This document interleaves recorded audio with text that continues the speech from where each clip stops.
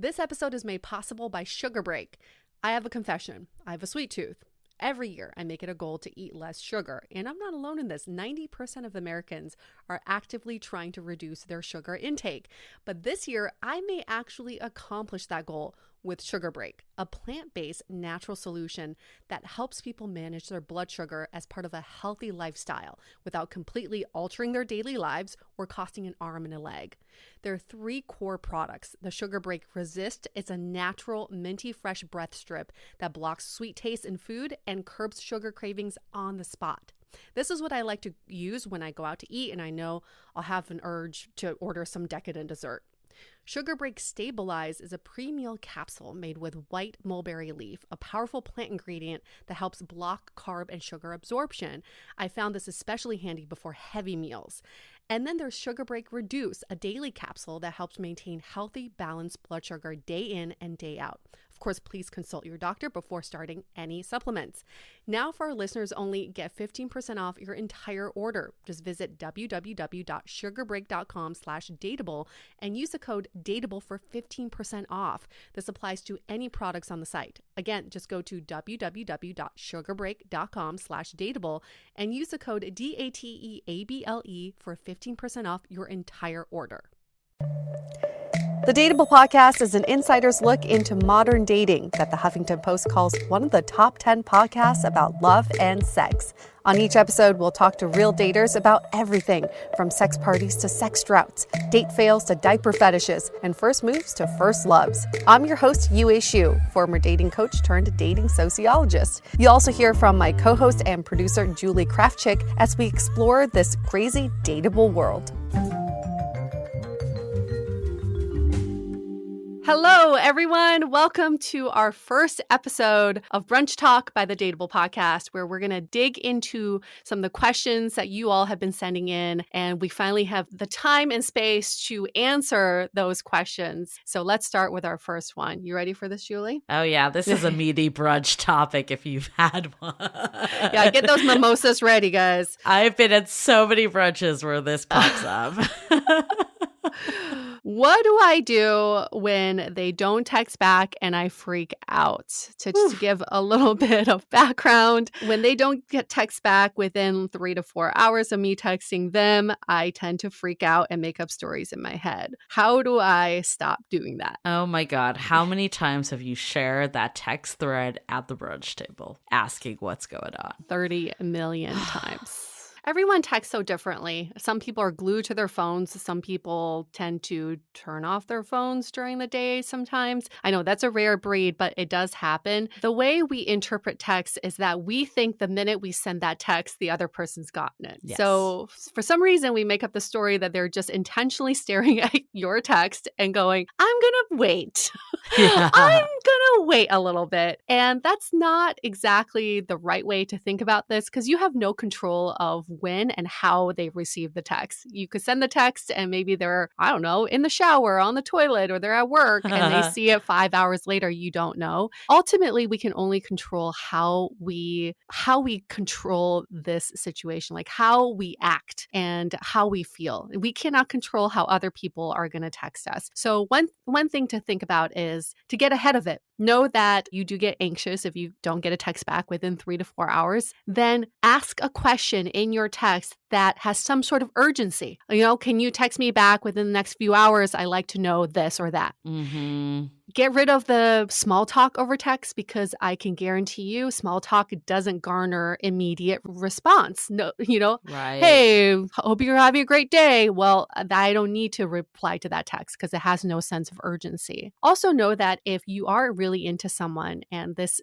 anxious tendency pops up is you can say it to them in early dating, even on a first date. I really enjoyed our time together. Just so you know, I get a little anxious if the texting doesn't come back right away. I really appreciate it if, you know, you can just keep me updated over text. And then it brings up a conversation with your partner of how they like to text and how they view it. So keep this open mind of how people text and also know that you can only control yourself. You cannot control other people's behavior. behavior. I mean, this was my biggest source of anxiety when I was dating, hands down. And I mean, I definitely remember having that conversation with my now partner about, my one thing is texting. Like, this is what gives me anxiety. And, I think it's like, it feels like that could be super daunting to have that conversation with someone you barely know and that you're going to come off needy and all of that. But I think remembering that, one, you want to be with someone that you feel secure with. And if someone can't meet you where you are, and I think there's also a big difference of, needing a zillion things versus like, this is my one thing, that's a different situation. And it can open up for them to share what is it that they need from you that will make them feel secure about this. And I think you can even say like, this is something I've just realized from dating, not putting blame on them. I think that's why it's good to have that convo before it becomes a problem, because it's not about something that they've done wrong. Right. Get ahead of it. We often read into the significance of text, and everyone is a little bit different with the way they text, which is why this is such a big hot topic early on in dating, because we don't know these people that well and how they actually text and what it actually means. We're just using the rules that we're kind of, that are thrown out there in modern dating culture around texting. Yes. And one thing that you can do is say, fuck it, like to these like, gendered roles, or even like they texted me last, or whatever the dynamic in your head is saying that they should be the next person to text. I personally would like to be put out of my misery. So I'm like, I'm just going to text them. And I would rather find out if they just aren't interested. If they aren't, then I can move on. And hopefully they still are. And it's just a story I've been making up in my mind. I just think sometimes like we can spend hours ruminating on something when you could just take an action and then you could be done with it. But again, that's up to you. I think some people view that very differently. Like I could see the feedback being like, but now I'm the one that has to make all the moves. Yeah. And I don't think that's the case either. Like if you send one extra text, that doesn't mean that you're like the only one that has to initiate everything. Right. It's more just getting out of your own way to do it. But the other option is, if you don't want to do that, take a walk around the block. Like get away from your phone. I swear sitting watching that phone is the death of anyone. Like just waiting for that bubble to pop up. I've been there. Gosh. I'm saying it as someone that has been staring at their phone before. I bought an adult coloring book purely for this reason. I had to control my anxiety. So in between texts, I would be coloring in this coloring book, just having the time pass. That is just really sad. But that was just my way of managing it. I think something that is so important to bring up is what you want to avoid is to be like an us versus them mentality, where if they don't text you back in 4 hours, then you wait 4 hours to text them back. Then in that scenario, you end up sending one text a day because you're just waiting 8 hours in between texts. This is what, we've coined this relationship chicken. If you are looking for a relationship, stop doing the things that are getting you out of being in a relationship and lean into that relationship. So don't try to do like the whole defensive thing of, oh no, I'm going to wait a few hours before texting them back. That's playing games, and that never gets you anywhere. It's so fascinating because I'm just speaking as a hetero woman because that's what Yue and I are. We've dealt with this, but I think so many times we're like waiting for, you want to feel pursued. You want to feel like someone's making all the moves. And I think this can actually go for non-hetero women too, is like you always want to feel like the person's into it, or what's the point in actually pursuing this? But actually many, especially in modern times, the desire is to have more of an equal relationship once you're actually in the relationship. So it's such a paradox that you're expecting this person to like stop the world and pursue you. But when you actually are in a relationship, it almost doesn't matter who's doing what. Mm-hmm. I almost feel like shifting to that mentality at the beginning is actually going to set you up for the relationship you want. So it's less about thinking like, oh, I'm doing something wrong, I'm not playing by the rules and all the stuff that we've been told for years that you're supposed to do to like get someone someone to be interested in you. Again, for me personally, the second I just became more authentic with people and dating is when like I actually had meaningful relationships. When I was playing all these like, oh, I can't text them first rules, nothing went anywhere. And it was what you were just saying, Yue. It's like nothing got off the ground because both parties are like sitting in this like game mentality. Yeah, it's stalemate. And then who's going to move the chess piece forward? Nobody, because all you're trying to do is move back, hoping the other person steps forward and chases you. If you don't make an effort, how is someone else going to chase you back? It doesn't really make much sense. And so many times, to me, so this is like an example that I always think about is, so I was dating this guy for a little bit and I was really into him and I sent him a text asking him what he was doing on Saturday. He never texted me back and I played the cool girl of like, I don't need to hear from him. It's fine. It's over. I run into him at a bar a week later. And I confront him. I was like, hey, how come you didn't text me back? And he was like, I lost my phone. I'm so sorry. I didn't text you back. I never got the text message. In my head, that was like such a movie moment of like, oh my gosh, we're going to be together because it was just a missing phone and now we're okay. Turns out in a relationship, that guy lost his phone all the fucking time because he was not a responsible man. He did not have his life together. And I was like, wait, hold on a minute. This is not the romantic story I was looking for because it is indicative of the behavior in a relationship, right? So in the beginning of a relationship, stop trying to think about ways to make it more romantic or make it like that meet cute story. It doesn't happen like that. Everything should be indicative of what it will be like in a relationship. So keep asking yourself, would I be okay with this in a relationship? Would I be doing this in a relationship? Most of the time, you probably wouldn't be. That's so fascinating. That made me think of something too. It's like, okay, so this is maybe the exception, but it's happened to me on multiple times, primarily with WhatsApp, is that I don't actually get the message that someone sent me, or they sent me a message, or I sent them a message and they never received it. You know, I don't want people to hang on like that's the reason they're not messaging me back, but it could happen. I got to a point that I'm like, I'd rather just know than have these what if moments.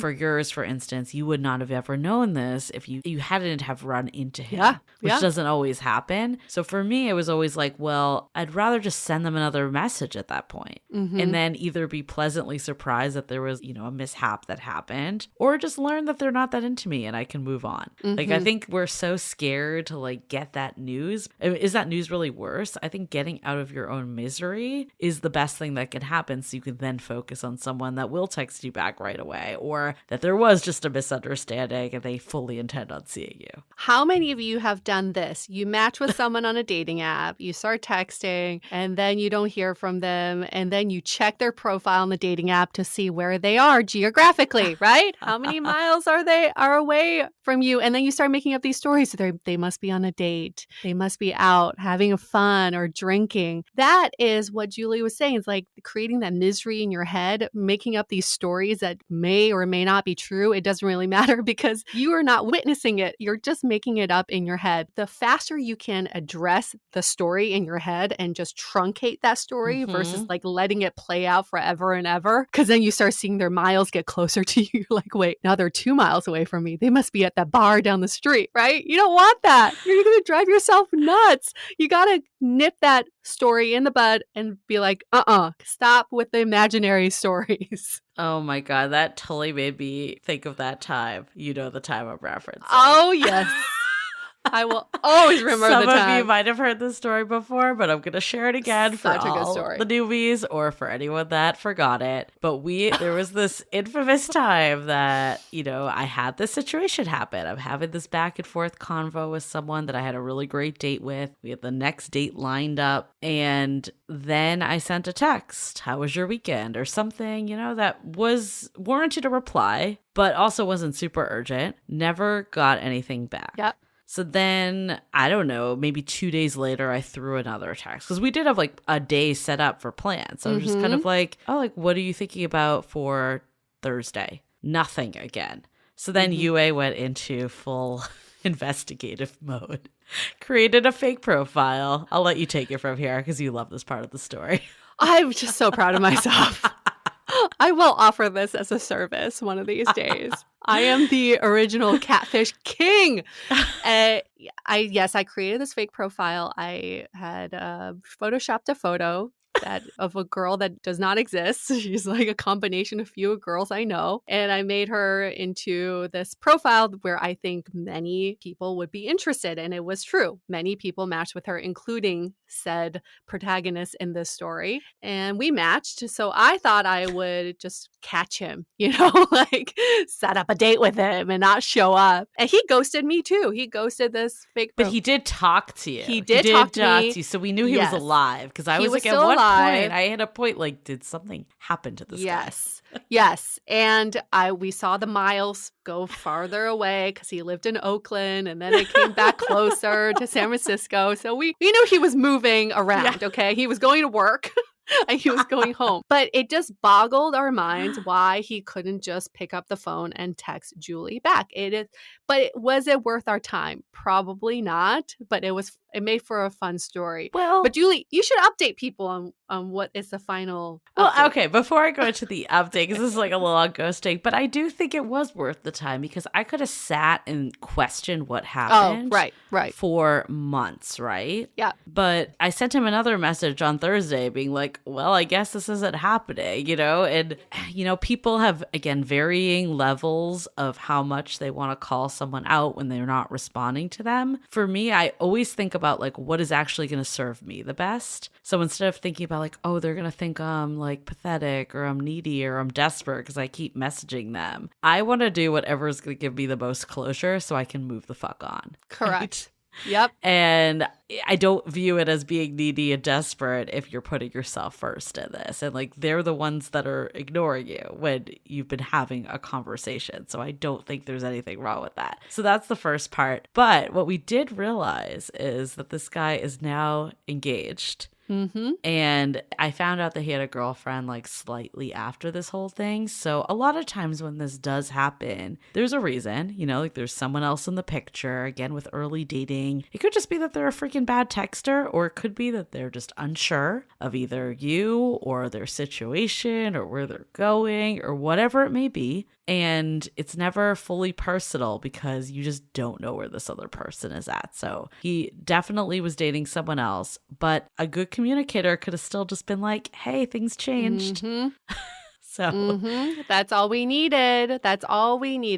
Yeah. So lesson learned from this, the more you can get out of your own misery, the better, the faster. And sometimes it's a misunderstanding. Sometimes it's them just being afraid to tell you the truth. But either way is going to benefit you if you can learn that faster. Yes.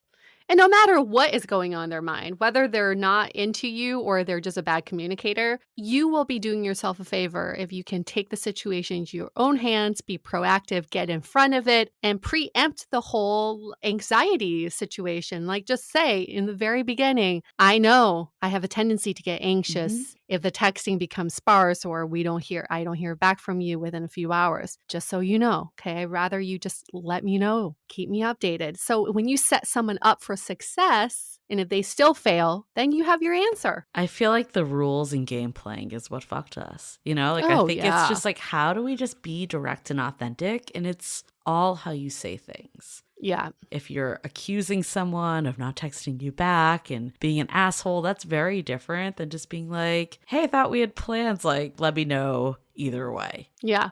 Yeah. I know. Why is that so hard? It's not. Or I've been really enjoying hanging out with you and, just wanted to see if you're still up to do this on X day or whatever. Yeah.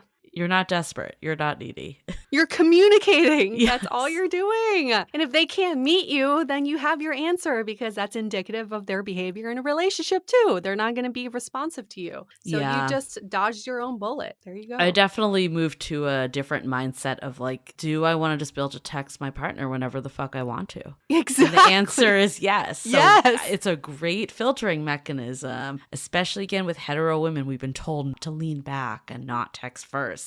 If the guy is going to be turned off that I texted them, then I don't want to be with that person. Yeah. Because they should be freaking ecstatic that you texted them. Exactly. So get the fuck out. Anyways, hope you all are having fun at your own brunches, dissecting the texts. Hopefully you could share this before you head out to brunch if you haven't yet. Share it with your friends. That's always the best way to get the gospel out, that there are no freaking rules anymore. And just take control of your love life. That's all. Yes. That's the best way. Don't share the text, share this episode instead. That's a much better share. And if you didn't listen to last week's episode all about anxiety with dating, I feel like there's so many nuggets in that one that pretty much correlate to this topic. Yes, such a great episode for anxiety. All right, we'll see you all back next Sunday for another episode of Brunch Talk. The Dateable podcast is part of the Frolic Podcast Network. Find more podcasts you'll love at frolic.media/podcasts. Want to continue the conversation? First, follow us on Instagram, Facebook, and Twitter with the handle @Dateable Podcast. Tag us in any post with the hashtag StayDateable, and trust us, we look at all of those posts. Then head over to our website, dateablepodcast.com. There you'll find all the episodes as well as articles, videos, and our coaching service with vetted industry experts. You can also find our premium Why series where we dissect, analyze, and offer solutions to some of the most common dating conundrums.